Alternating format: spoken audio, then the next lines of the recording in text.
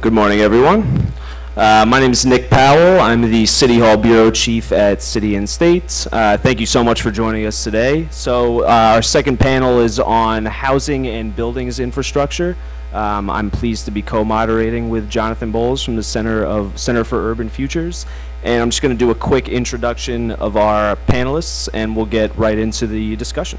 So first we have Shola Olatoye, who is the newly appointed chairwoman of the New York City Housing Authority. Thank you for joining us today. We also have Lorraine Grillo, the president and CEO of the New York City School Construction Authority. Holly Light, did I get that right? The New York State Regional Administrator for the U.S. Department of Housing and Urban Development, HUD. Thank you for joining us. We also have Seth Pinsky, who is the Executive Vice President and Fund Manager of RXR Realty and the former President of the New York City Economic Development Corporation.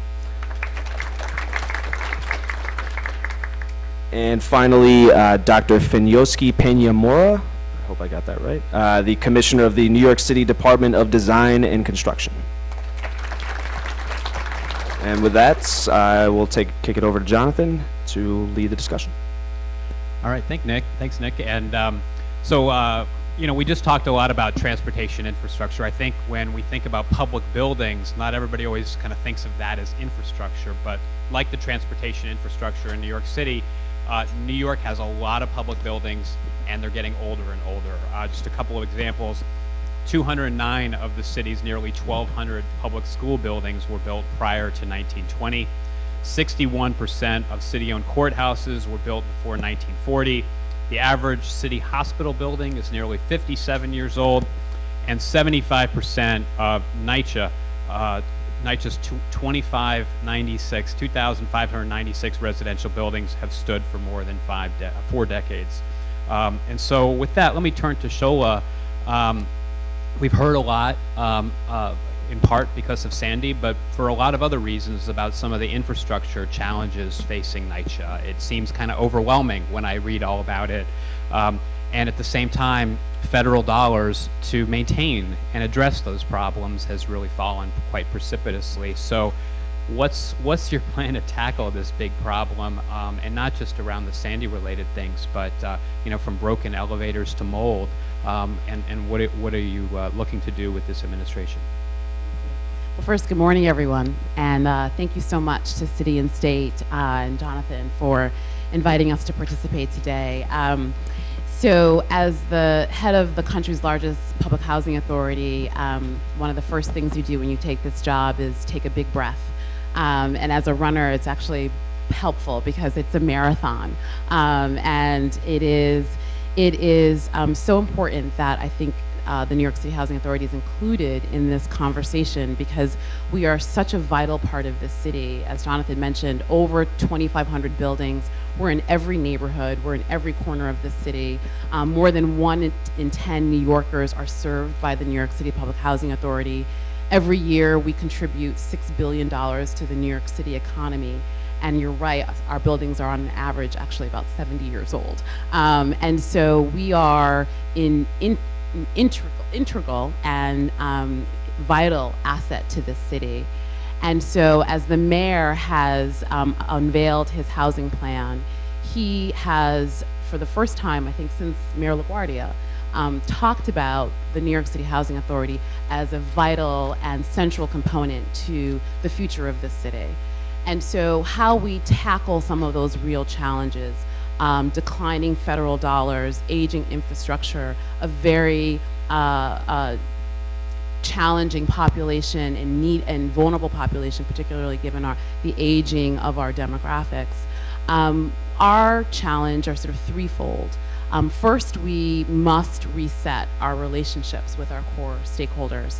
And it's been really an interesting experience for me over the course of the last 8 weeks to visit every borough and more than 23 developments, and meeting with all of our elected officials, including Councilman Donovan Richards, who's here in the front. Really both to understand what our challenges are, to hear from residents who really do feel as if they have not been listened to by the Housing Authority, and trying to reset those relationships. And then two, focusing on our core business. The mayor has, again, brought NYCHA into the conversation in his first month, allowed a reprieve from the annual police payments that NYCHA had historically paid to NYPD, and the mayor invested more than $54 million back into our maintenance and repair program, which is solely focused on addressing the service levels that people feel at their development. And then the third is developing a preservation and development plan that is fundamentally changes the way we look, the way we operate, and the way that we're financed. And in order to do that, we're going to need all of the partners in this room and across the city to do this because of the centrality of the importance of the New York City Public Housing Authority. It's going to take both a plan and resources that we haven't taken on before. So we need to work with those core stakeholders. We have to focus on our core business, and we have to develop a plan that's ambitious enough that can be financed to preserve this vital public asset. Nick, let me follow up with Holly, just because I know obviously there's an overlap with housing issues, and just what's the role of HUD? You know, obviously HUD has faced some financing issues itself, but what's the role of HUD, and what could HUD do to help NYCHA address these challenges? Thanks, Jonathan.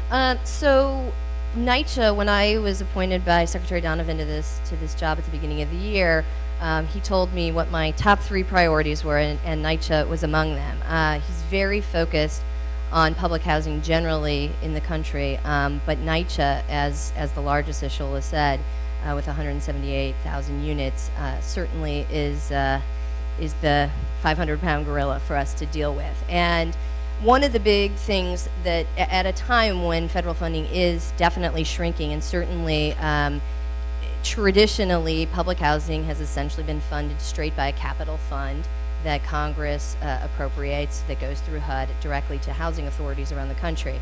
That has been shrinking, as everyone knows, at the same time as infrastructure costs are going up and that housing stock is aging. So the Secretary has introduced an initiative called the Rental Assistance Demonstration Project.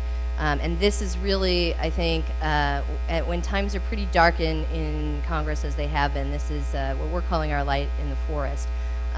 RAD is a program that enables public housing authorities to convert units from public housing over to Section 8.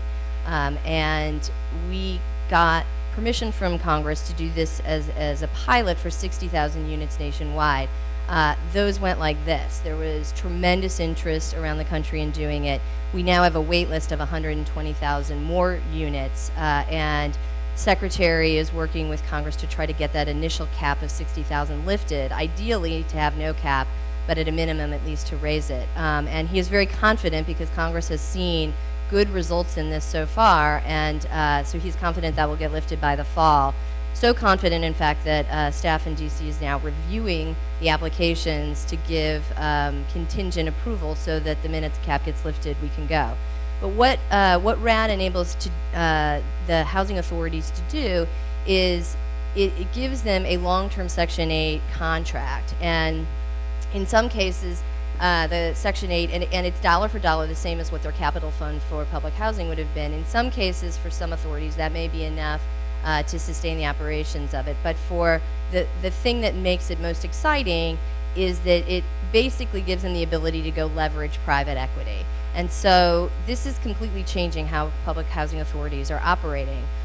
It is making them much more entrepreneurial, and the hope is they go out and leverage. And our initial analysis that we've been talking to NYCHA about is that this could potentially bring in up to $10 billion for NYCHA of private funding to add into and really be game-changing for NYCHA. So Shola, the NYCHA has one application in on the waiting list. RAD has not been utilized much so far in New York City or New York State. There's about 350 units that have awards to date, but a lot more on the waiting list. So this is something that we're very focused on working with NYCHA on at scale.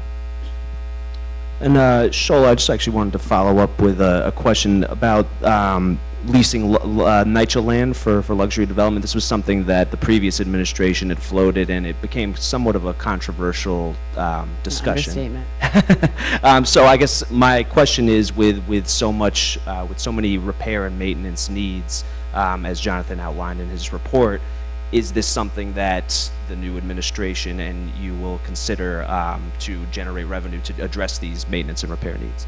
So when the mayor took office, one of the first things he did was put that initiative on the shelf. So we are truly, and our mandate is to really start from scratch and to begin conversations with our residents and our core stakeholders and customers, including community partners and elected officials, around a preservation and development plan. And I'm so pleased to be working with Holly and her team here in the regional office of HUD, because we do need to think about how we finance public housing because of the decrease in federal dollars from Washington. We also need to look at other sources like the state of New York, who has not funded public housing in any substantial way in more than 25 years. And so there's a real opportunity here, because I feel it, we feel it, people are very vested in the success of public housing because of our centrality to the city's future. And so whether it's looking to the state, whether it's utilizing tools like RAD, looking to the private markets, utilizing the tools of the affordable housing sector and beyond, we are looking at all of those opportunities, but we are first doing that in concert with our core stakeholders, and that's our tenants. Lorraine, I actually wanted to pivot a little bit and talk about the aging school infrastructure. So obviously the SCA has been, as Jonathan outlined in his report, has been funded at historic levels for the past few years, and has really brought new construction to the table in a really rapid way. So I guess my question is maybe more of an existential one, but how do you keep pace with the new construction goals, but also addressing the aging school buildings, which obviously have their own needs? Is that more of a philosophical question, or is it, is it more logistical, I guess? No, I think it's both. I think that obviously we have competing priorities, and we have had a huge investment into our public schools, our existing schools, and this administration has made a great commitment as well. Our new capital plan is $12.8 billion. At least $5 billion of that will be for our existing building stock. But I think that overall, and I think if someone had to make a judgment, I think over the last 10 years we've done a darn good job at maintaining our existing building stock. And again, this is going to be something we'll have to keep a very, very close eye on, a very close watch over our building stock. But in this particular capital plan, we've come as far as we are now able to include enhancements to our existing buildings rather than keeping up with our, leaking roofs and the like. So I think overall, I think we've done a good job balancing all of the different priorities that we have. A question for Fanyoski. So we talked in the last panel a little bit about the need to make sure our resources, our limited funds for infrastructure projects go as far as possible. Now your agency oversees a lot of the agency's capital projects. Why is it that costs are high, and what are you doing to try to keep them under control? Thank you. Actually, this is a very important question in terms of the cost, and I would have to say that the comments made in the prior panel in terms of some of the ways that the planning of the projects start in terms of the initial budget and the cost overruns that are actually added is an important issue that we wanted to really focus on, and we are looking at how we can, as DDC, be involved more closely with our partner client organizations in the scoping and the planning, so that we can actually start working on a better and more targeted baseline for the cost of those projects. But in addition to that, I think we also have to take into consideration some steps to ensure that costs do not escalate and that we can reduce costs. And I think the recommendations that the Center for Urban Futures have presented actually are very important. For example, we are talking about the PLA, how to support the extension of the PLA to our programs. We have a current PLA project labor agreement in place, but it's expiring, but we are working right now on extending it and renegotiating it, and that gives us the opportunity to really ensure that coordination of the different contractors is in place. We also wanted to take on point some of the other recommendations that have been presented in terms of how we organize our projects, how we actually get the approvals, and how we ensure that we get the best qualified contractors, like the pre-qualification based bidding, so that we actually are able to ensure that we have the contractors that can best do the job initially, qualify, pre-qualify, and be able to work. So we are taking steps, and we are going to be continue to look at different steps on how to move this forward. And also that it's important that as we start looking at the infrastructure and buildings for the whole life cycle, we look at the cost, life cycle costs, not just only capital development costs. Even though sometimes we see that as the major hurdle, we really have to look at the operations. Like for example, yesterday we just reopened a new asphalt plant in Brooklyn, and one of the major things that happened in that particular project is that we were able to reduce the cost. So it came actually around $4 million of under budget. But in addition to that, the plan will be actually to increase the saving by using more recycled materials, around $5 million per year, which will make that plan kind of pay off in 5 years. It's around $25 million a plan. So we are looking at this from a holistic perspective, and we want to work with our clients on how we look at the long run, and how at the same time that we look at the economic perspective, we also look at the impact that these projects do in the to our environment. And also the mayor, as part of his vision, he's looking at the issue of how we can ensure that our infrastructure, our buildings are resilient and environmentally friendly. So we have to look at all these components, and some of the recommendations that have made by your organization, I think are very valuable, and I'm looking forward to continue having the conversation on how we look at reducing. And one of the things that we also want to emphasize that I'm looking at a partnership with our other constituents, the ones that actually carry the work, the designers, the architects, the engineers, the contractors, subcontractors, and suppliers, on how we can all put our heads together on reducing those costs, the life cycle costs. That's great. Seth, now what's your perspective? You were in government. A lot of people went to EDC when they actually wanted to maybe expedite a capital project. And looking back, why are the costs so high, and what are your ideas to address that? Well, I actually think that this is really the great untold part of the story of U.S. infrastructure. Part of the problem, and the part of the problem that most people focus on, is the amount of money that we're spending on developing new infrastructure, maintaining the infrastructure that we have. These statistics are maybe a year or two old at this point, but I'm sure they're pretty much correct. The percentage of GDP that China spends on infrastructure is about 9%. The percentage of GDP that the European countries spend on infrastructure is about 6%. And the percentage of GDP that the United States spends on infrastructure is about 3%. But that actually, in my opinion, understates the gap, because the cost of constructing infrastructure in the United States is so much higher than in so much of the rest of the world that what we're actually getting for the dollars that we're spending is even less than those dollars would imply. And I think this is a serious, serious challenge for our country. Now, the question that you have to ask is, so how do we bring those costs down? Well, I think that part of the problem is that we ask a lot of our public expenditures. We're not just looking for infrastructure to come out of our public expenditures in infrastructure.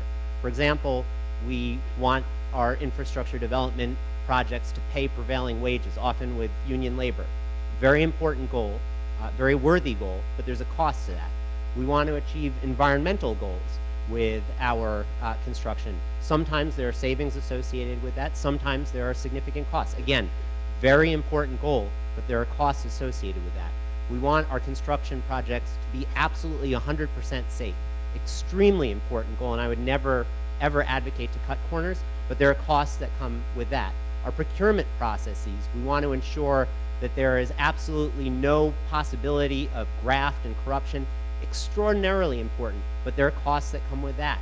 The bottom line is that unless we're willing to think rationally about the way that we do things in a way that still achieves those goals but does it in a less burdensome way, we are never going to be able to bring these costs down. Every proposal that doesn't address those core issues is really just playing on the margins. And if that's the case, then we really only have one choice for building more infrastructure, and that is putting significantly more money onto the table. In my opinion, a much more effective way of doing this would be to have an honest dialogue with one another to make sure that we're looking at the goal rather than the process, and to figure out a way not just to put more money into infrastructure, which we absolutely have to do, but to get more out of the money that we're spending.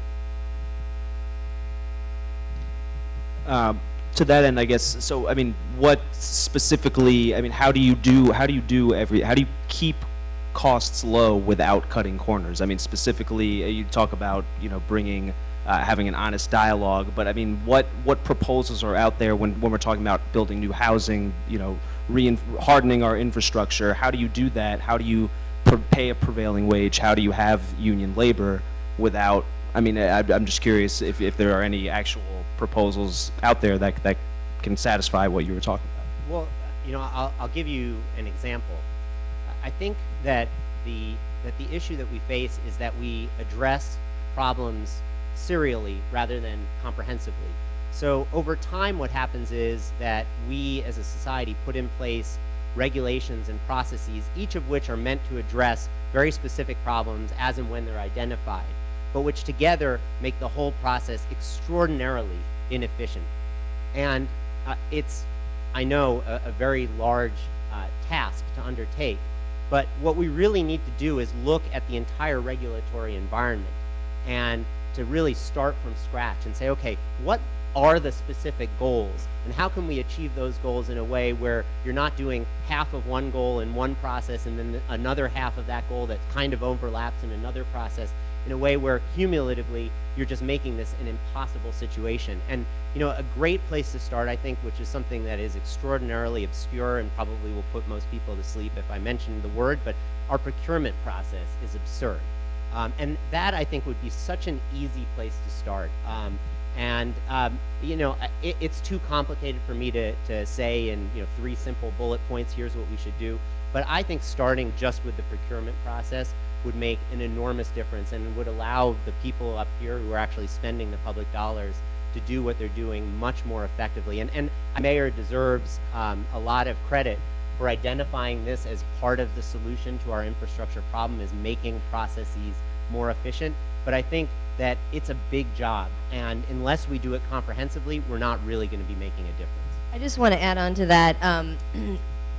Last year, when I was running a not-for-profit that does parks advocacy, and we decided to dig in to the capital process that the city does for all of the capital agencies. And so we took it on ourselves to go, and we interviewed people at EDC, at DDC, at parks, at every major, at DOT, at education, SEA, and it was phenomenal how different all the capital processes are, the inconsistencies, the best practices that some had figured out just independently but weren't necessarily going across the agencies. And what I realized, in addition to what Seth just said, which is that it's an absolute mess, procurement and other elements of how we go through that process, but the conundrum of government is you have to sort of be in government to understand all the weird nuances that create these problems. But you never have time when you're in government to actually step back out of the immediate crisis and do that analysis. And I always felt when I was at city government that consultants didn't really get us enough.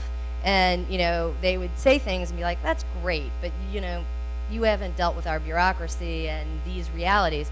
And I think how to crack that nut of getting over the fact that government kind of needs to do this themselves, a SWAT team of government people who really get it, but we need to enable them to have the ability to do that, to really look and analyze these best practices and talk across agencies about these things.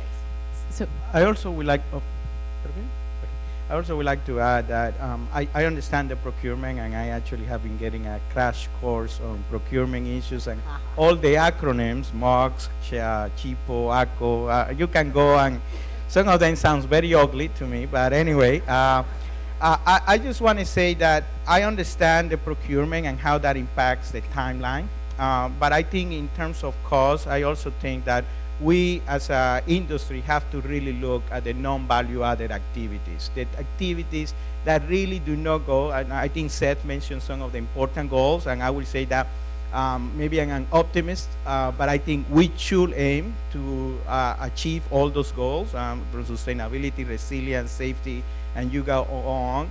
But there are certain activities that really add cost and time delays, but do not really add any value to the end product that satisfies those goals. And this can go from the coordination aspects to the rework, to the change orders. And I think some of the aspects that we are looking for is how we can actually start getting more into the planning phase to really think through what are some of the aspects that we want to achieve, what are the goals that we want to achieve, but most importantly, what are the what-if scenarios? How can we actually present a scenario-based decision-making that if certain things occur, because these projects take a long time, and there could be quite a bit of change in terms of administration, in terms of the people involved, in terms of the priorities, in terms of the goals, what we should be doing instead of really having a project goes through and continue moving, because each project takes a life of its own when they start. And we need to make sure that we can actually put in place correction mechanisms that take in consideration elements really before they become too bothersome into the project. So I really believe that the goals are important, but we need really to focus on reducing the non-value added activities. So you've obviously hit a nerve here in terms of how we all work together. So, so the mayor, unveiled the housing plan, and it's a 118-page document. You all should read it. And as part of that, he really challenged all of us to work differently together as agencies. And so, the development process in New York City, I don't need to tell folks here, is incredibly complicated, let alone the planning process. And so, for the first time, the heads of the housing agencies, including NYCHA and the city's Economic Development Corporation, we sit in a room bi-weekly, just us, talking about our process, our priorities, and then our staff are actually working to understand what the planning process is, what the development process is, what the solicitation and selection process might be, and really trying to figure out who does what better, what works, what doesn't work. And so that's a process that I think Holly is right, we're taking on ourselves, and we'll look to engage our partners to also get feedback about their experience as they move through that process as well. So again, I think this mayor has challenged all of us to work differently and to work smarter. And as the housing authority, where every dollar is regulated in some form or fashion, we have to do it for our survival. I just want to add one thing to that. The SEA is kind of a hybrid. We are an authority. We're not a city agency. Our processes are a little different. I think we perfected a lot of them, and we still, of course, could always improve. But I think one thing we have to layer on top of all of this is politics and how that impacts the different processes that we have, and how they were developed, and why they were developed, and what it's going to take to disassemble this kind of process. I wanted to actually touch on resiliency for a moment. So obviously, Superstorm Sandy brought up a whole new set of challenges for the city in terms of hardening our infrastructure. And Shola, if I could just start with you. You know, I mean, it obviously exacerbated the repair and maintenance needs at NYCHA. So how does the agency, I guess, kind of reconcile the repair needs it already has with the growing threat of climate change for its facilities that are close by to the water? I mean, are there funds that can be tapped into, and maybe Holly could speak to this, that specifically address NYCHA's needs in terms of, you know, I mean, moving boilers out of vulnerable areas and things of that sort? What's being done in that area? So, you know, obviously, Superstorm Sandy was a terrible and tragic event for the region, and for the Housing Authority. You know, more than 30,000 units were affected by the storm, and in the areas that were affected in Zone A, also some of our most vulnerable residents live. Our seniors, our many disabled New Yorkers. And it was a real tragedy for many families and for people who are 20 months later still living with the effects of the storm. Our response, I think everyone would imagine, would say, was less than optimal. And we have certainly learned some lessons from that. And actually, I had the pleasure of sitting with some of our community partners yesterday who have been very vocal advocates and critics of the Housing Authority about how we responded, how we can improve our policies and processes in the event of the next crisis. And so we've definitely learned a significant amount of lessons there.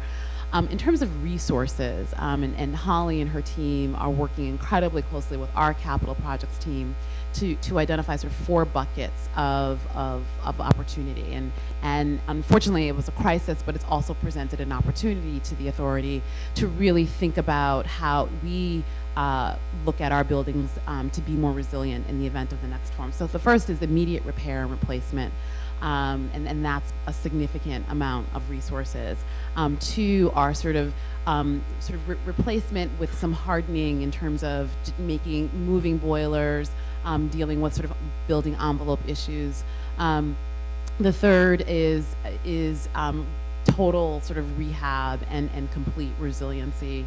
And the fourth is really looking at our portfolio more broadly.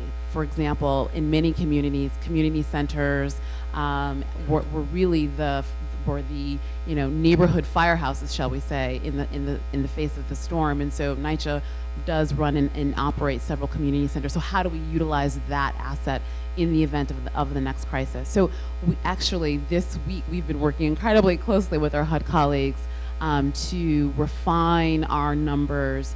We'll get resources from four sources. One is NYCHA is an insured authority. Thank goodness we will receive insurance from FEMA, and Senator Schumer and our New York congressional delegation have been incredibly helpful in unlocking some of the processes and issues that were really preventing us from recognizing more resources from that particular agency. And then the third will be the CDBG demand and response dollars.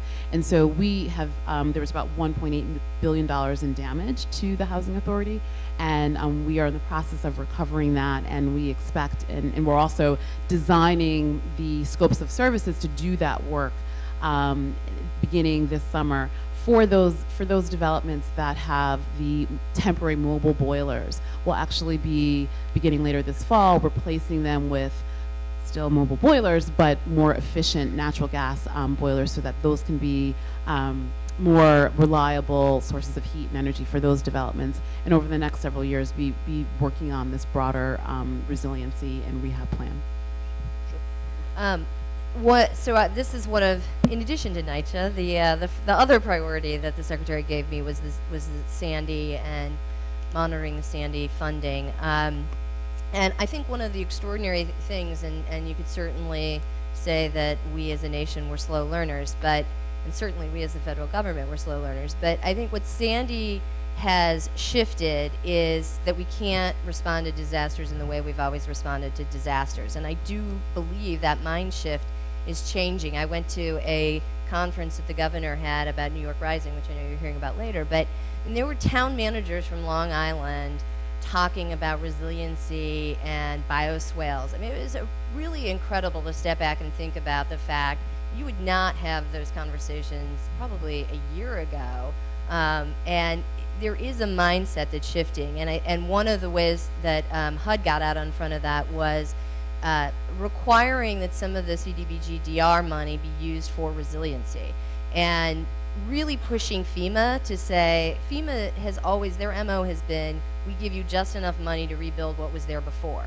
That is, you know, their mandate. And to be really pushing with them and working together, and the Secretary's been working very closely with Administrator Fugate on this to say, we've got to do this differently. If that's the only amount of money you can give, then we've got to figure out how we can layer other sources of funding on top of that in order to make more resilient and build smarter next time. And we're working on this on a pilot on Long Island, the Bay Park Waste Treatment Facility, which was destroyed during Sandy. And you know, FEMA gave its $810 million. This is how much it would cost to rebuild that. They're putting some resiliency mitigation measures, but we're saying, you know, that's not enough. And the EPA is saying this wasn't a compliant, environmentally compliant treatment plan to begin with. How are we going to figure out how to put all of our money, all of our regs together and do this? You would not believe how hard it is. Maybe you would. But I think the onus is on us as we're looking at infrastructure. As Shola said, there is an opportunity in crisis to be smarter about how we're rebuilding and to make sure we're protecting our infrastructure better for the future. I'd just like to make one point, which I know that Holly and Secretary Donovan understand very well, and I'm sure the new administration understands very well. But when we think about resiliency, I think that we have a tendency to think about fighting the last war. And I just think it's really critical that when we think about making resiliency investments in the city, we think about the full range of impacts that climate change is likely to have on our region, not just the impacts that Hurricane Sandy happened to have. You know, I'll give you a couple of examples of where we could be short-sighted if that's the way that we approach it. One is that when Hurricane Sandy struck, one of the reasons why the storm surge was as enormous as it was in the parts of the city where it hit was because it was almost exactly coincident with high tide in the lower bay and in the ocean. That time, though, happens to be low tide in Long Island Sound. If Hurricane Sandy had hit and had peaked 6 hours later or 6 hours earlier, most of the neighborhoods that were impacted by Hurricane Sandy probably would have had minimal impact, and we'd be talking about horrible damage in parts of northern Queens and the Bronx and elsewhere. So one, some places got very, very unlucky during Hurricane Sandy, and some places got very lucky during Hurricane Sandy. We have to make sure that when we're preparing for the full range of impacts. And when I talk about the full range of impacts, another thing that's important to remember is that when Hurricane Sandy struck, Hurricane Sandy came with an enormous storm surge, but relatively low winds and very little rain. Again, if that were reversed, and that's very possible, we have a much higher windstorm, smaller surge, much more rain, again, you'd find an entirely different pattern of impact. And in fact, many of the places that would be impacted wouldn't even be on the coast of the city. And more importantly, the impacts that we're likely to face from climate change aren't just relating to storms. We're going to likely face more heat waves, which certainly has a dramatic impact on the disadvantaged, much more than on the general population. In fact, heat waves kill more Americans every year than any other form of natural disaster. We're likely to face more drought, etc. And so all of this is to say that we need to be comprehensive when we think about the concept of climate change, and we need to be comprehensive when we think about the concept of resiliency. And we have to make sure that we're making the investments today, because these changes are coming. They're coming quickly, and they're going to be very, very serious. And if we don't start spending today, we're going to fall farther and farther behind, and it's going to be impossible for us ever to catch up. I would like to add to what Seth mentioned, and I would like to say that Mayor de Blasio actually understands that when we talk about resilience, we have to look holistically, not only from the impact of the natural disasters, but also human-made disaster. This is a city that is really a beacon and definitely has very important buildings and significant institutions that can be attractive for certain types of man-made disasters.